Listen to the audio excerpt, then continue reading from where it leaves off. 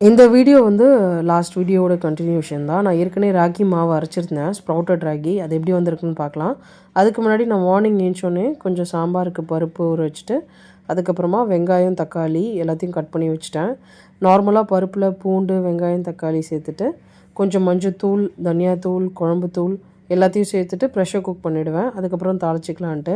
அன்றைக்கி கொஞ்சம் சீக்கிரம் ஏஞ்சிட்டேன். ஆனால் இந்த முருங்கைக்கீரை வந்து என்னால் உரிக்கவே முடியல. ரொம்ப வந்து ஃப்ரிட்ஜில் வச்சதால அது மாதிரி ஆகிடுச்சு.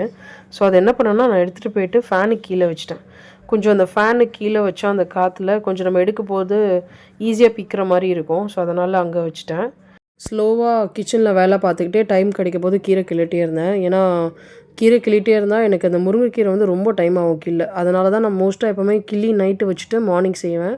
அன்றைக்கி நைட்டு நான் பண்ணல. ஸோ அதனால் வந்து சைடில் பண்ணிகிட்டே இருந்தேன். சாம்பாரும் கொஞ்சம் தண்ணி ஊற்றி நல்லா கொதிக்க வச்சுட்டு, சாம்பாரும் சட்னியும் ரெண்டுமே ஒரே சமயத்தில் தாளிச்சிட்டேன். கீரை பொரியலுக்கு வந்து கடுகு, சீரகம், உளுத்தம்பருப்பு சேர்த்து, காஞ்ச மிளகா காரத்துக்கு, பூண்டு, வெங்காயம் சேர்த்துட்டு, அதெல்லாம் வதங்கினதுக்கப்புறமா நான் வந்து முருங்கைக்கீரை சேர்த்துட்டு, மஞ்சத்தூள், சால்ட் சேர்த்துட்டு மிக்ஸ் பண்ண ஒரு வாட்டி நல்லா வதக்கிட்டு, லைட்டாக தண்ணி தெளிப்பேன். தண்ணி எப்படின்னா, அந்த நம்ம மூடி வைக்கிறோம்ல, ஸோ அதுலேருந்தே அந்த ஸ்டீம் ஆகி ஆன வாட்டர் வந்து அந்த கீரையிலே போட்டு குக் பண்ணுவேன். தண்ணியெல்லாம் ஊற்ற மாட்டேன். நான் அது நல்லா குக் ஆகிட்டோன்னே கீரை ஃபைனலாக வந்து நம்ம தேங்காய் அப்படி இல்லாட்டி வேர்க்கடலை வறுத்து வச்சு வேர்க்கடலை அரைச்சி சேர்த்தோன்னா ரொம்ப நல்லாயிருக்கும். இந்த ராகி தோசை வந்து நான் வந்து நேற்றுக்கு நைட்டு அரைச்சது. ஸ்ப்ரவுட்டட் ராகியில் அரைச்சது. நல்லா வந்து பொங்கி வந்துச்சு. ஸோ இது ஒரு வாட்டி தண்ணி, சால்ட் நம்மளுக்கு தேவையான அளவு சேர்த்து அந்த மாவு பதம் கொஞ்சம் திக்காக இல்லாட்டா தண்ணியாக நம்மளுக்கு எப்படி வேணுமோ அந்த மாதிரி கரைச்சி நார்மலாக தோசை ஊற்ற வேண்டியதான். தோசை வந்து மாவு நல்லா புளிச்சதால் எனக்கு வந்து ராகி இந்த தோசை வந்து ரொம்ப நல்லா இருந்துச்சு டேஸ்ட் பண்ண போது. ஏன்னா நான் ஃபஸ்ட்டு சாப்பிடல, குழந்த தான் சாப்பிட்டா. குழந்தைகிட்ட நான் கேட்கும்போது அவள் என்ன சொன்னான்னா, கொஞ்சம் பிட்டராக இருக்குது, கொஞ்சம் கசப்பாக இருக்கேம்மா அப்படின்ட்டு. நான் சொன்னேன், இந்த தோசை ரொம்ப ஹெல்த்தி பப்பு அப்படின்னு சொல்லிட்டு நான் போய் டேஸ்ட் பண்ணி பார்த்தேன். எனக்கு என்னென்னா, அந்த தோசை மாவு நல்லா புளிச்சதாக தான் அந்த புளிப்பு தன்மை தான் எனக்கு அந்த தோசையில் தெரிஞ்சிச்சு, கசப்பே தெரியல. நான் என்ன சொன்னேன்னா, ஹெல்த்தி பப்பு சாப்பிட்ரு அப்படின்னு சொல்லிட்டேன். ஸோ அவள் சாப்பிட்டுட்டா, தோசை மிச்சம் எதுவும் வைக்கல.